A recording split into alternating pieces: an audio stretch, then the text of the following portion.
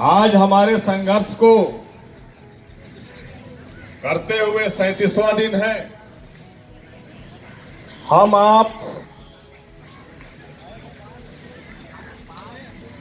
निरंतर आपके सहयोग से धरना प्रदर्शन जारी है,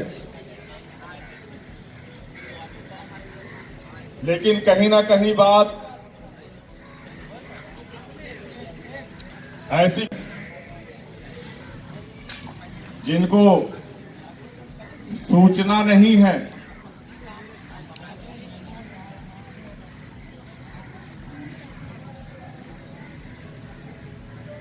जैसे कि आज उनको हमारे चैनलों के माध्यम से फेसबुक में वायरल, व्हाट्सएप के माध्यम से सूचनाएं प्राप्त हुई। राष्ट्रीय अध्यक्ष महोदय श्री चंद्रशेखर रावण जी को, और वो अपना बाहुल्य समय निकाल करके आप लोगों के बीच आए, आप लोगों का उत्साह वर्धन भी किया और यह भी आश्वस्त करा के गए आप लोगों को कि आपको अपनी लड़ाई स्वयं पहले लड़नी पड़ेगी, उसके बाद ही हम आपका सहयोग कर पाएंगे। इसलिए हम आप सभी इस बात की गांठ बांधनी होगी और तमाम स्मारक के वो सभी साथियों को भी यह प्रण करना पड़ेगा।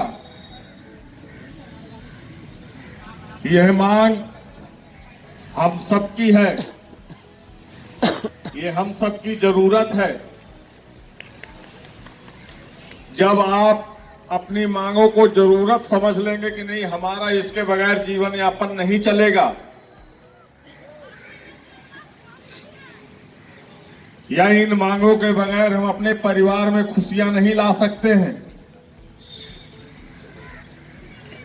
इन मांगों के बगैर हम अपने बच्चों का भविष्य उज्जवल नहीं कर सकते हैं, उनको अच्छी शिक्षा प्रदान नहीं कर सकते हैं,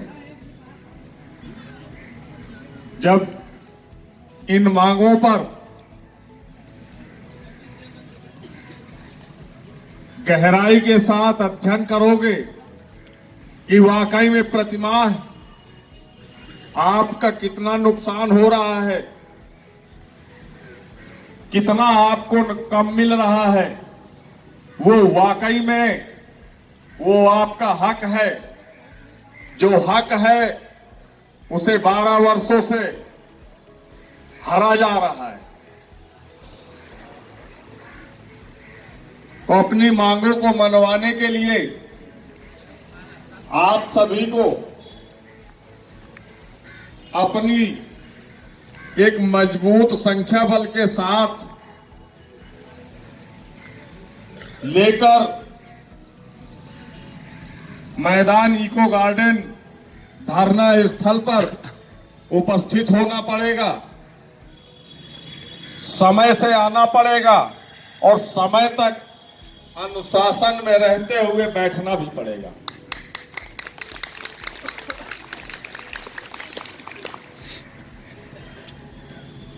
आपके संख्या बल से ही हमारा भी हौसला बुलंद होता है। आप सभी का सहयोग, समस्त संख्या बलों का सहयोग अगर प्रदान हो जाएगा तो मैं आप लोगों से ये वादा जरूर करता हूं कि आज राष्ट्रीय अध्यक्ष श्री चंद्रशेखर रावण जी आए हैं,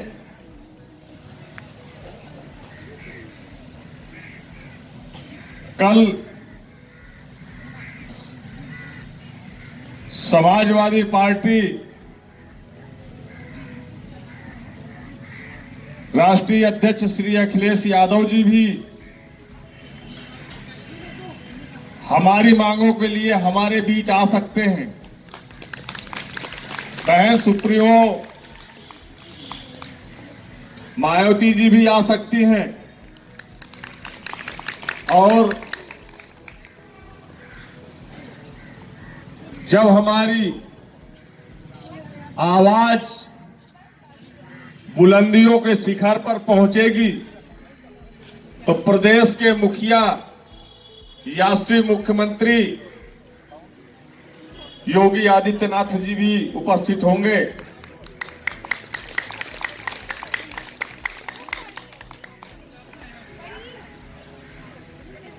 हम आप 18 दिसंबर से निरंतर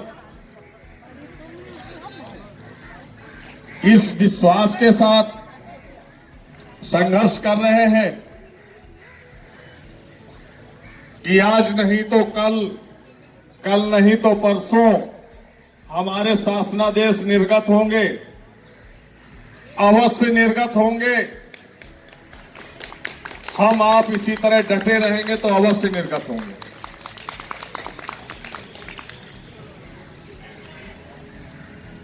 जो नहीं चाहते सक्षम अधिकारी वो भी चाहेंगे, नहीं चाहेंगे तो चाहना पड़ेगा। एकता में वो ताकत होती है। आगे की रणनीति भी तय होगी।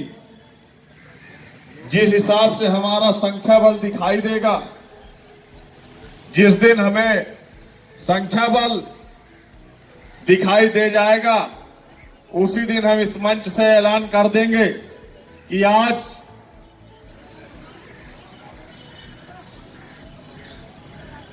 हम पैदल यात्रा करते हुए केकेसी मार्ग होते हुए अटल चौक हजरतगंज होते हुए माननीय मुख्यमंत्री महोदय जी के आवास पर पहुंचकर अपने जनबल के साथ ज्ञापन सौंपने का काम करेंगे।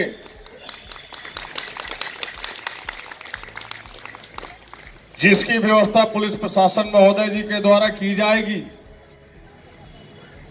हम बहुत ही अनुशासन के दायरे में रहते हुए,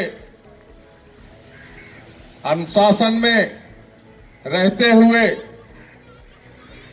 कानूनन बद्ध होते रहते हुए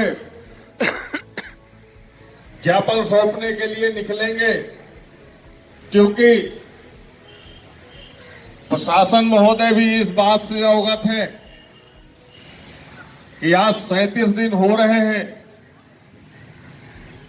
और पूरी ठंड इन लोगों ने काट दी। वो हमारी मांगों से पूर्ण रूप से अस्वस्थ हैं और वो यह भी जानते हैं कि इनकी सारी की सारी मांगे जायज है। उन्हें भी लगता है कि इन लोगों को जिन मांगों को लेकर के बैठे हैं वो मांगे इनकी पूरी होनी चाहिए।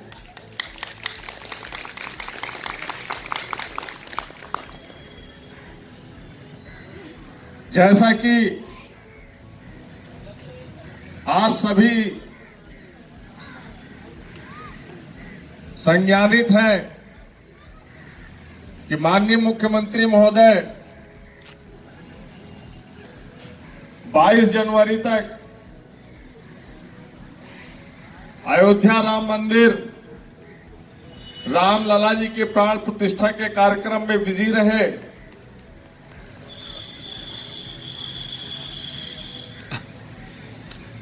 देखते हैं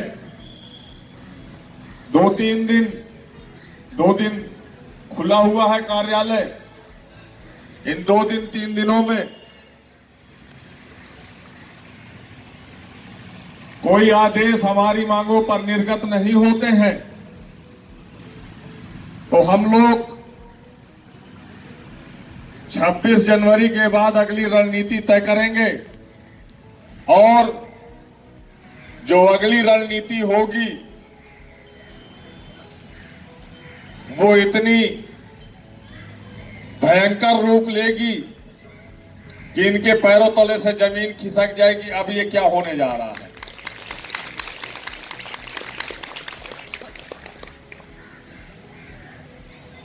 हम धैर्य के साथ बैठे हुए हैं।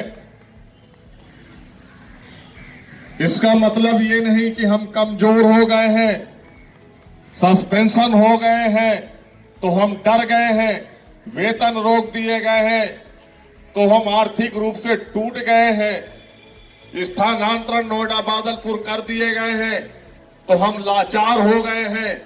यह भूल है, भूल नहीं है महोदय, नियुक्ति प्राधिकारी महोदय, यह भूल नहीं है। स्मारक समिति अध्यक्ष महोदय, आप मुझे अगर सुन पाएंगे चैनल के माध्यम से तो एक अध्ययन कीजिएगा कि हम ना टूटे हैं, ना मजबूर हुए हैं, ना लाचार हुए हैं। हमारे पास अभी बहुत से रास्ते खुले हुए हैं। अब अगला जो रास्ता होगा आप